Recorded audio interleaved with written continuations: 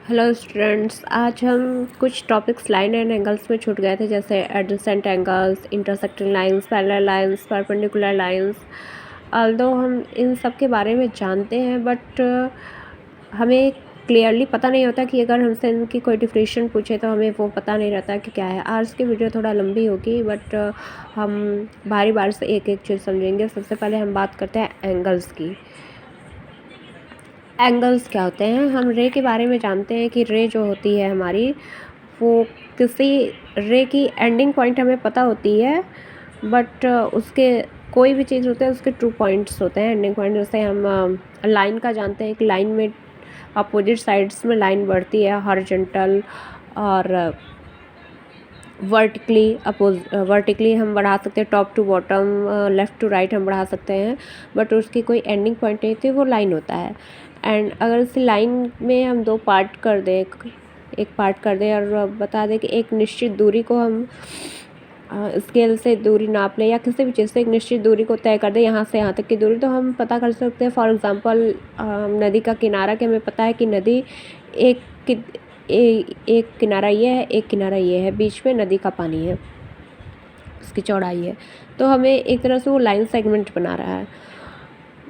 वैसे ही रे जो होती है, रे का एक एंडिंग पॉइंट होता है। सेकेंडली जो उसकी जो किरण है वो कहाँ जा रही है, रे जो है वो लाइन जो जा रही है वो जिस भी दिशा में जा रही है वो कहाँ जा रही है हमें नहीं पता होता। फॉर एग्ज़ाम्पल डेली लाइफ में हम देखते हैं सन रे, सूर्य की किरण।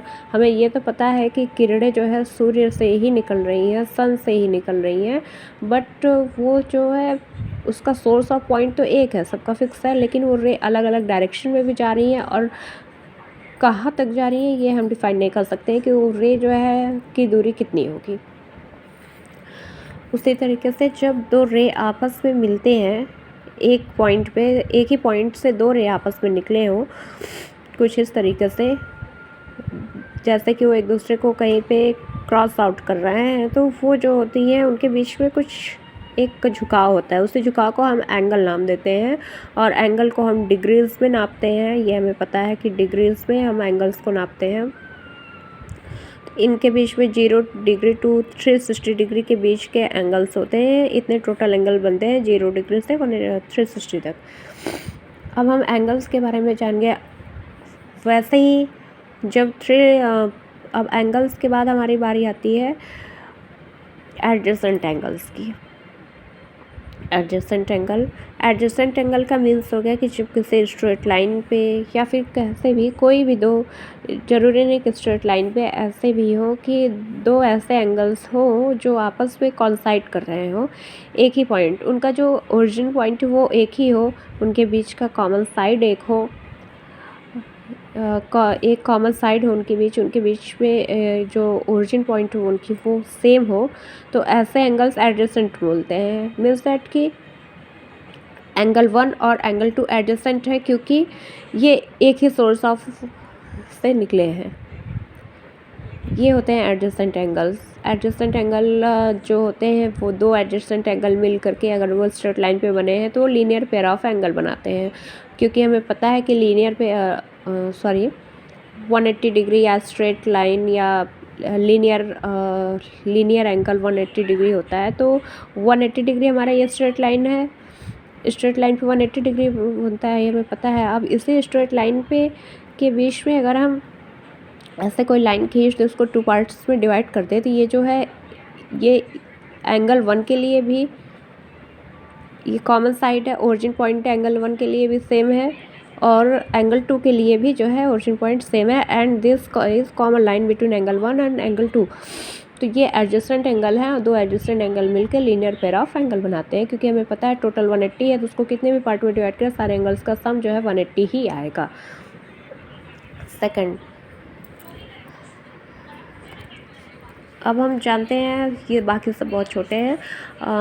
एडजेसेंट एंगल के बाद intersecting lines, parallel lines. Intersecting का मीन्स हो गया कि कोई 2 लाइन है आपस में किसी भी तरीके से एक दूसरे को टच करें, कोई एक जंक्शन पॉइंट है उनका, जैसे फॉर एग्जांपल रेलवे जंक्शन होता है, वहाँ पे 2 लाइंस होती हैं, मतलब 2 रेलवे वहाँ पे 2 लाइंस होती हैं, वो आपस में एक दूसरे को इंटरसेक्ट करती हैं, उन्हें हम जंक्शन कहते हैं। बट रेलवे ट्रैक और ये इंटरसेक्टिंग में थोड़ा सा अंतर है। ये इंटरसेक्टिंग लाइंस हैं और रेलवे ट्रैक जो होती हैं हमारी वो पैरेलल लाइंस के थ्रू होती हैं। कि पैरेलल लाइंस ऐसी लाइंस होती हैं, पैरेलल लाइंस जो आपस में जिनके बीच की दूरी कभी चेंज ना हो और वो आपस में कभी भी मीट नहीं करती हैं। ऐसा नहीं है कि वो कुछ दूरी पे जा कर के ऐसे जो है मिल जाएंगी। हम रेलवे जंक्शन जहाँ है वहाँ भी हम देखते हैं, तो जब भी कोई रेलवे ट्रैक उस तरीके से बना रहता है जंक्शन पे, तो हमेशा जो उनका ट्रैक रहता है वो पैरेलल लाइंस का ही रहता है। किसी भी तरीके से वो कट करे, उनके बीच का जो लाइनिंग रहता है वो पैरेलल ही रहता है, वो पैरेलल चेंज नहीं होता। वो इंटरसेक्ट तो एक दूसरे को करते हैं बट वो पैरेलल लाइंस के थ्रू करते हैं। तो ये इंटरसेक्टिंग लाइंस है। सेकंड है हमारा पैरेलल लाइंस। वो हम जान गए पैरेलल लाइंस वो जिनके बीच का एंगल कभी भी सेम ना हो और डिफरेंट ना हो। जितनी भी दूरी वो लाइंस जाएँ उनके बीच का एंगल हमेशा सेम हो, आपस में वो लाइंस एक दूसरे से कभी न मिले, ऐसे लाइंस को हम पैरेलल लाइंस कहते हैं। अब नेक्स्ट है परपेंडिकुलर लाइंस। परपेंडिकुलर लाइंस ऐसे लाइंस हैं जो 90 डिग्री का एंगल बनाती है। उन्हें हम दो लाइंस इस तरीके से एक दूसरे को इंटरसेक्ट करें, उनके बीच का एंगल 90 डिग्री बने, तो उन्हें हम कहते हैं परपेंडिकुलर लाइंस। अब पैरेलल जान गए, इंटरसेक्टिंग जान गए और परपेंडिकुलर जान गए, तो अब सबसे लास्ट पॉइंट पे आते हैं relation between intersecting and perpendicular lines. हम इससे ये कह सकते हैं कि ऑल रिलेशन यही है कि all intersecting lines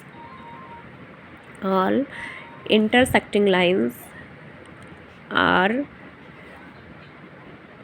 not perpendicular. Perpendicular को इस तरीके से कुछ लिखते हैं शॉर्ट में, all intersecting lines are not perpendicular. सभी इंटरसेक्टिंग लाइंस परपेंडिकुलर नहीं होती, मतलब 90 डिग्री का एंगल नहीं बनाती। जैसे फॉर एग्जाम्पल यहाँ पे हम 90 डिग्री एंगल नहीं बन रहा है, बट लेकिन ऑल परपेंडिकुलर लाइंस, सभी परपेंडिकुलर लाइंस इंटरसेक्टिंग होती है, आर इंटरसेक्टिंग लाइंस। उनको हम इंटरसेक्टिंग लाइन कह सकते हैं क्योंकि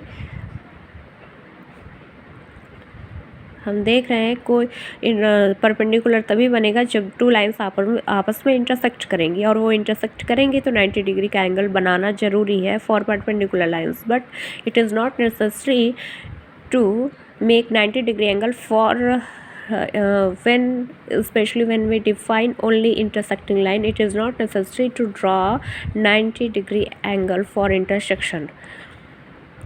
The common difference between intersecting lines and perpendicular line. Next हमारा 3 पॉइंट और बचा है कि collinear angles, supplementary angles and complementary angles. Supplementary complementary बहुत ईजी हैं, यहीं पे हम समझा दें। सप्लीमेंट्री एंगल्स ऐसे एंगल्स, टू एंगल्स मान लेते हैं एंगल 1 प्लस एंगल 2, इनका सम अगर 180 आ रहा है तो ये एंगल्स आपस में जो है सप्लीमेंट्री एंगल्स है। Like that complementary, if two angles like that, two angle 1 और एंगल 2 इन दोनों का सम 90 डिग्री आ रहा है तो वो कॉम्प्लीमेंट्री एंगल्स हैं। और 90 एंड 180 चेंज नहीं होगा, एंगल कितने भी हो उनका सम जो है एंगल्स का 180 अगर आ रहा है तो वो सप्लीमेंट्री है, 90 आ रहा है तो कॉम्प्लीमेंट्री है। नेक्स्ट बचा है कोलिनियर पॉइंट्स। कोलिनियर पॉइंट्स जो होती हैं, कोलिनियर का मतलब होता है, पहली बात तो इसमें लीनियर छुपा हुआ है। लीनियर का मतलब ये हो गया कि वो स्ट्रेट लाइन होगा। अब कोलिनियर को मतलब साथ होता है, तो मतलब इस लीनियर पे ही जो पॉइंट्स रहेंगे ढेर सारे साथ में, एक साथ कई पॉइंट्स हैं 2 या 2 से ज़्यादा, तो उन सारे पॉइंट्स को हम कहते हैं कोलिनियर। मतलब एक ही लाइन पे सारे पॉइंट्स आ गए जो अलग अलग नहीं है। अगर यही लाइन बाहर रहे तो ये नॉन कोलिनियर पॉइंट्स हैं। ये जो बाहर हम पॉइंट्स देख रहे हैं ये नॉन कोलिनियर है, बट जो लाइन के ऊपर ही है, ऑन द लाइन है, उन्हें हम कोलिनियर पॉइंट्स कहेंगे। बस यही था इस पर। अब नेक्स्ट वीडियो में हम क्वेश्चंस करेंगे। ये कुछ टॉपिक छूट गए थे तो इसलिए हम आज क्वेश्चंस नहीं किए, पहले इनको बताना ज़रूरी था इसलिए हम आपको बताया, जिससे हम जब क्वेश्चंस करें तो हमें कंफ्यूजिंग ना रहे। Thank you.